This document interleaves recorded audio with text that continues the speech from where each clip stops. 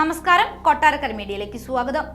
ലോക തൊഴിലാളി വർഗത്തിന്റെ അടിസ്ഥാന പ്രമാണമായ കമ്മ്യൂണിസ്റ്റ് മാനിഫെസ്റ്റോ പുറത്തിറങ്ങിയിട്ട് ഇന്നേക്ക് 176 വയസ്സാകുന്നു.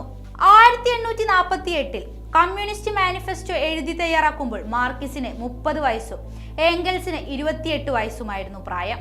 ലോകത്തെ ഏറ്റവും കൂടുതൽ വായിക്കപ്പെട്ട ഈ കൃതിയാണ് വിശ്വമഹാവിപ്ലവങ്ങൾക്കെല്ലാം തിരികൊളുത്തിയത്. യൂറോപ്പിനെ ഒരു ഭൂതം പിടികൂടിയിരിക്കുന്നു, കമ്മ്യൂണിസം എന്ന ഭൂതം. ഇപ്പോൾ 176 വയസ്സായ കമ്മ്യൂണിസ്റ്റ് മാനിഫെസ്റ്റോയിലെ ആദ്യത്തെ വാചകം ലോകത്താകെ പടർന്നു പിടിച്ച മുതലാളിത്ത കേന്ദ്രങ്ങളുടെ ഉറക്കം കെടുത്തിയ അധികാര കസാരകളുടെ കാൽ പിഴുതെറിഞ്ഞ ഫാഷിസ്റ്റ് കോട്ടകൾ തകർത്തെറിഞ്ഞ കമ്മ്യൂണിസം എന്ന ഭൂതത്തെ തുറന്നുവിട്ടതാകട്ടെ കാൾ മാർക്സും ഫെഡറിക് എംഗൽസും.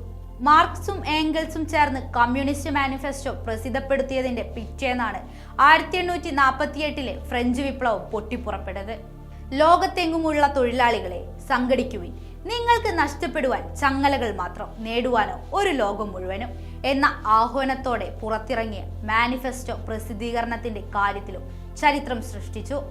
ആദ്യം ജർമ്മൻ ഭാഷയിൽ, പിന്നെ ഇറ്റാലിയൻ, സ്പാനിഷ് ഭാഷകളിൽ, ഫ്രഞ്ചിൽ മാത്രം 3 തർജ്ജമകൾ.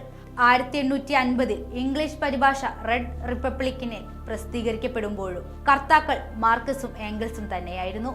കമ്മ്യൂണിസ്റ്റ് മാനിഫെസ്റ്റോ പുറത്തിറങ്ങി 23 വർഷത്തിനു ശേഷമാണ് ചൂഷണരഹിതമായ ഒരു സമൂഹം എങ്ങനെ സൃഷ്ടിക്കാമെന്നതിന്റെ ആദ്യ പരീക്ഷണം മാർക്സും ഏംഗൽസും ജീവിച്ചിരിക്കുമ്പോൾ തന്നെ നടന്നത്.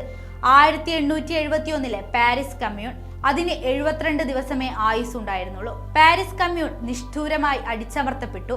പിന്നീട് 1971 ലെനിന്റെ നേതൃത്വത്തിൽ നടന്ന റഷ്യൻ വിപ്ലവത്തിലൂടെയാണ് കമ്മ്യൂണിസം എന്ന മനോഹരമായ മാനവിക സമൂഹം ഇവിടെ സൃഷ്ടിക്കപ്പെട്ടത്.